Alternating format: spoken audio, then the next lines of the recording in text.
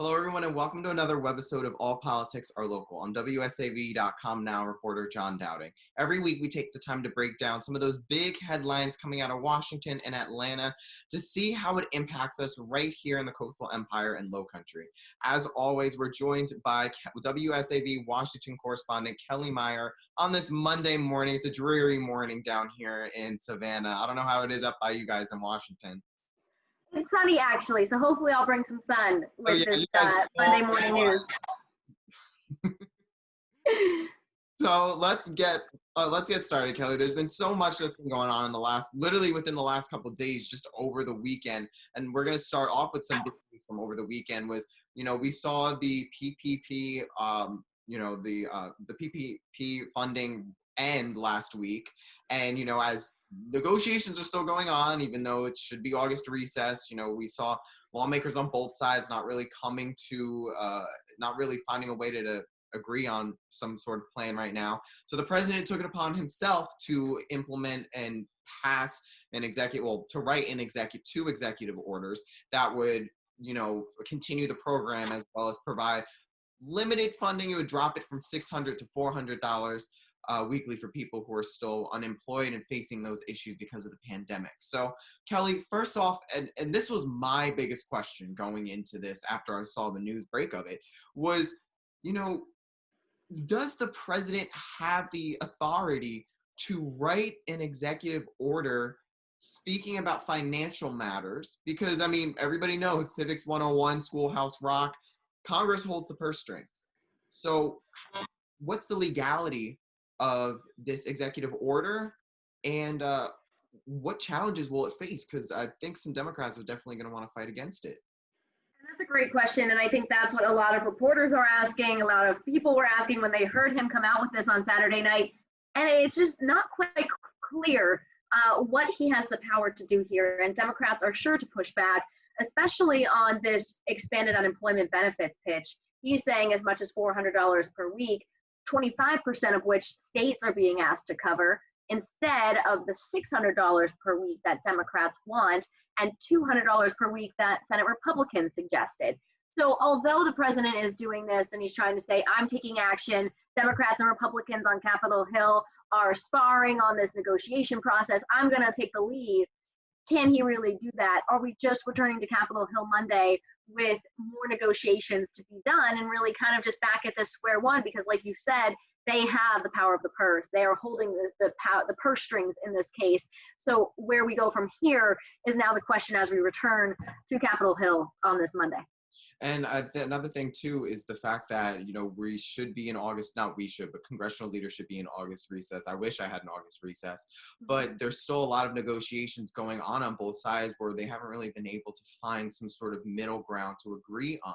So, Kelly, what have you been hearing from lawmakers on Capitol Hill in regards to the negotiations that have been going on and that are still going on right now? Is there any hope, I guess? Is there any potential for some sort of agreement to be made in the coming days? Well, I think what you'll see with what President Trump did on Saturday night, maybe he's hoping that this kind of puts a fire under the Senate seats here, trying to get them to negotiate and come back to the negotiating table on Monday. So he's hoping that this will restart those COVID negotiation talks between Democrats and Republicans. But I know they were saying on the news this morning that Schumer said he hasn't spoken to the White House since Friday. The president was making it seem like they had been talking and had been getting back to the negotiating table. The Democrats were saying not so much, but we are hearing that they are supposed to be meeting again, and maybe this will get them to maybe come together more or not. Like we said last week, I believe that Democrats are saying that they have some of these vulnerable seats in their corner, and they're going to play these cards to try and get what they want. Yeah, no, and that's actually a great point you brought up. They were saying Nancy Pelosi was trying to use the election as a negotiating tool with the possibility of the potential to be able to flip the Senate for Democrats in the elections in 2020. And God, 2-3 months from now, That's it. And we're getting so close now that it really is a tool in their box right now as they're negotiating. We are just getting so close. Stakes are so high, but so are the stakes in terms of the Americans that are struggling right now like you said, all these deadlines have passed. So they really need to get to the table on this for those Americans that are hurting. Yeah, I mean, something else too that's really talking about high stakes here is schools reopening. And, we were talking about this before we came on, was how we're seeing all these schools reopen across the country as in a lot of COVID hotspots too, where COVID cases are continuing to increase. Here in Georgia, we saw that. In Florida, schools are beginning to reopen, and it's being taken upon either by county officials, even city locality officials, what to do for these students. So Kelly, you spoke last week to Representative Clyburn from South Carolina about some of the reopening processes, and what was he saying that congressional leaders are trying to keep an eye on? So they had a hearing on Thursday on Capitol Hill, or virtually really, with the former Secretary of Education, Arne Duncan. They said they invited the current Secretary of Education, Betsy DeVos, but she declined to attend. But what they were discussing were the challenges that schools are facing as they prepare or try to reopen. And the biggest takeaway from this was that they all were in agreement that they want kids back in school. Congressman Clyburn was a teacher himself. He says he wants those kids back. But what they were saying was, in these areas where there are hotspots, in these areas where there are a high amount of cases, we shouldn't have to pick to send these kids back to school there. So they were trying to find, how can Congress help with these resources? And then, of course, that ties back to the negotiations on this COVID relief bill, because they are looking at just over $100 billion in education funding that goes both for the PPE that the schools need, or the rounds for the virtual funding there, getting them the access they need to internet and things like that to be successful on this kind of virtual learning.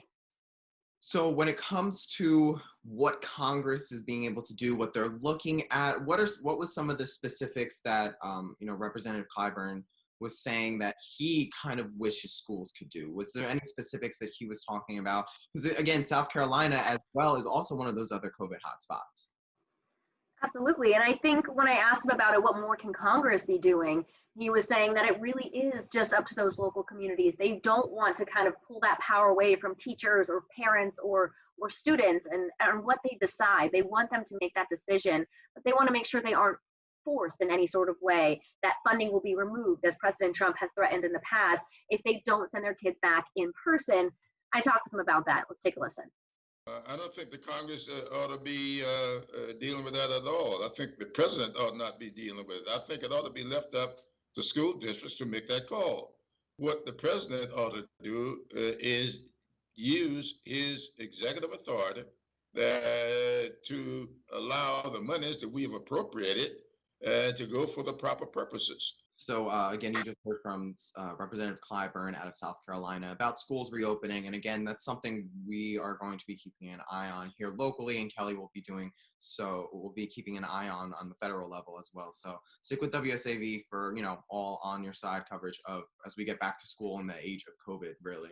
But another really important thing right before we go that's popping up, it should have happened already for normally, but a lot of the political conventions, the Republican National Convention and the Democratic National Convention, where the parties officially come together to nominate their candidates for president. We already know Donald Trump is the presumptive nominee for the Republican National Convention, and Joe Biden is the Democratic, I should say, nominee for president for 2020. However, we still don't know who his VP is as of now. It could be me, it could be you, Kelly, for all we know. Nobody has any idea who his VP pick is. So Kelly, tell us a little bit, when are the conventions going to be?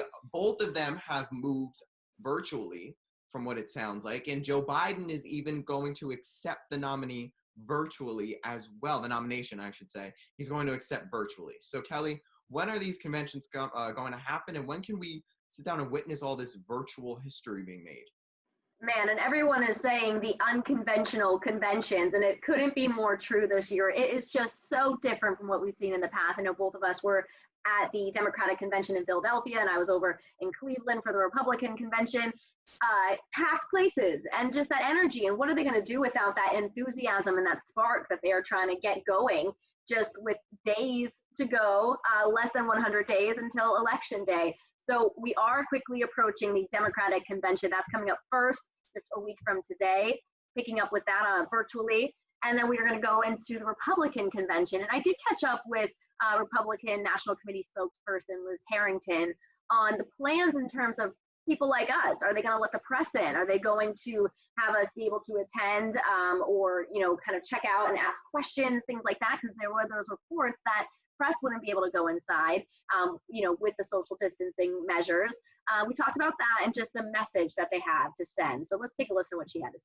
Really, what's most important is the theme of the speech. And I think it's going to be, again, what makes America great. And he has said this throughout his great speeches this year. And as far as the VP pick for Joe Biden, any ideas? I know Kamala Harris, there's, been talk Kamala Harris, Karen Bass, Val Demings. There's a short list. Also, Susan Rice seems on his short list. Do we have any idea when he's going to announce that?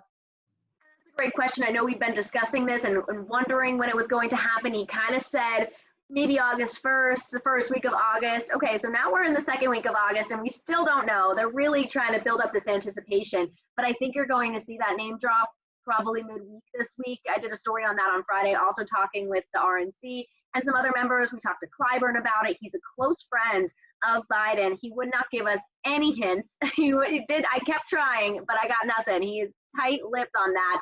And we also talked with Congresswoman Kathy Castor from Florida. So she's pushing for her colleague, Val Demings. So he does have those names on the short list that you mentioned, but I don't think we should look past Elizabeth Warren, who has been a really big fundraiser for the Biden campaign so far. So also keep an eye out for her. I actually didn't. That's actually news to me. I didn't know she was a huge fundraiser for the campaign. She has been, at least I think, even one of the top. So although we've been discussing that it will be a woman of color, it was never really confirmed that it will be. So I think we have to kind of keep an eye out on who it's going to be. I think the only promise he did make was that it would be a woman. No, and you're completely correct with that. He did say it would only be a woman. People were just encouraging he would choose a woman of color. Wow, definitely. We're gonna be up for a surprise then when it comes to midweek, hopefully, when he announces this. Thank you so much, Kelly, as always, for sticking with us and talking to us on a Monday morning about everything going on in Washington. Absolutely. Thank you for having me. You can see more of Kelly's stories on our website at wsav.com/Washington. And as always, you can catch up on previous episodes of All Politics Are Local right now. Just go to wsav.com/allpoliticsarelocal. Thank you so much again for watching. I'm John Dowding. We'll see you again next week on All Politics Are Local.